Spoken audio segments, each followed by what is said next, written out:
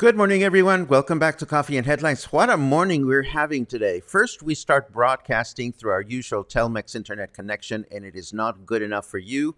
You start sending reports. Then I switch over to Telcel, and the experience is even worse. Then we switched over to Telmex, and the broadcast was interrupted again. So clearly, the gods don't want us to have a live experience today, but no worries. Today, we record this broadcast, and I will make it available for you to enjoy later on today. So if you're watching, I appreciate the fact that you're watching because you have waited for the broadcast to be uploaded to the network, to our Facebook page, to our YouTube page, and of course to the website. So what we're going to do today is, unfortunately, we will not have any live commenting. Obviously, this is a pre-recorded broadcast, but I will give you the news that I prepared for you today because that's what we do. So without further ado, let us jump into the news section.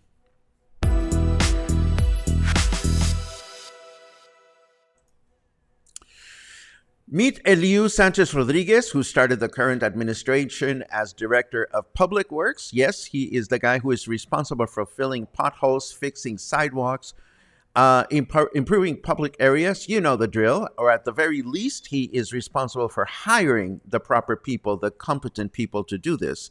He started his job signing documents as an engineer, but he did not have such a title. To avoid grumblings with the increasingly inquisitive city council and public in general, Mayor Michel decided to demote him to subdirector. No big whoop. But then it turned out that this lovely dude was denounced with the state's anti-corruption office for his choice of companies hired to do the projects for the municipal government. So now it turns out that given that circumstance, he quit. He quit on the last day of October along with brother Amaury, who was also on the payroll as an advisor.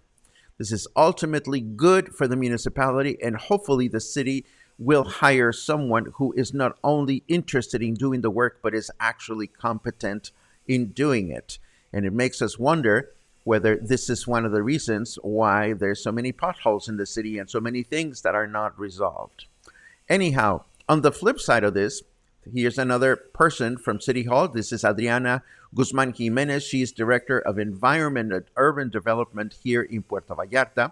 She has some good news because the city's laws, construction laws, apparently will be modified to make it mandatory for developers to plan the necessary infrastructure to store water that leaks from the city's water line in order to prevent this water from spilling onto the street, just as is happening right now at Avida condos and other constructions around the city. And this is all part of the updates created or put into place to bring the city's urban development plan to better code. Now, the way I understand this, as I was trying to explain earlier on, and if there are any developers that are watching, please feel free to throw in your 2 cents because I'm not an expert on these things. The way I read this is you submit your project, the city approves its construction, you start building the foundation, all of a sudden water starts leaking, and you expect the city to fix that, and you are not liable for that.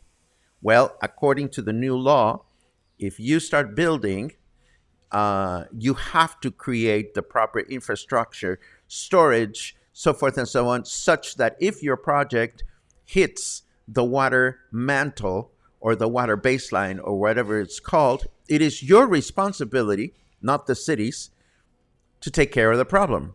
That's the way I'm understanding this. If any developers out there have any comments to that effect, I would love to hear them because that'll make us all better informed citizens. The city, through its Rescuing Parks and Plazas program, announced recently completed improvements at a park located in Colonia Lomas de En Medio in Pitillal. Now, I don't know about you, but every time the city emits these bulletins, they feature a photo of our mayor. He's usually smiling, surrounded by people that are applauding, as you can see in this photograph.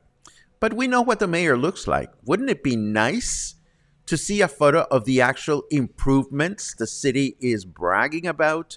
or get a sense as to where the colonia is located? Now, I cannot do much about showing you photographs of the improvement because they were not made available, but at the very least, I can show you where this particular colonia is located. So here's the city, and the colonia Lomas de El Medio is located all the way over here by the regional hospital.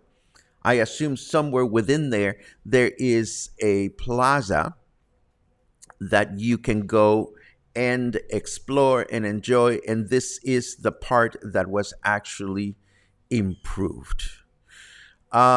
Moving right along, yesterday we announced that the annual International Book Fair begins today in Guadalajara. This is the largest international book fair in all of Latin America. A very important event that was absent after 2 years of pandemic. But unfortunately, the event is surrounded by controversy. Now, what is this controversy about? Well, we can't begin to explain the beef between the government of Jalisco and the Guadalajara University, which has been going on since Governor Alfaro took office. In a very basic nutshell, the university claims it is entitled to more funding, while the government claims that the funds that are being discussed are used to enrich the political group that stands behind the university. And this has been a he said, she said from the get-go.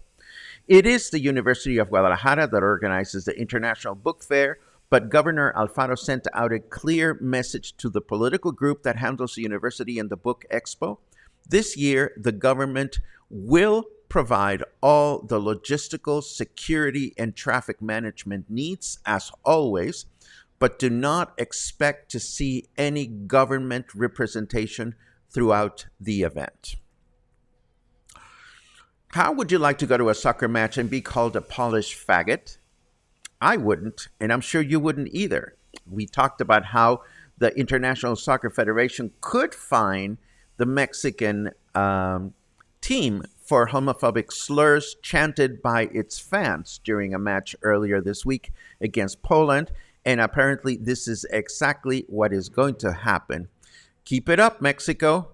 I tell you, there are some things that are hard to learn, and one of those is this business of slurring homophobic chants during soccer games. Hopefully this will change in the future. Let's take a look at the weather.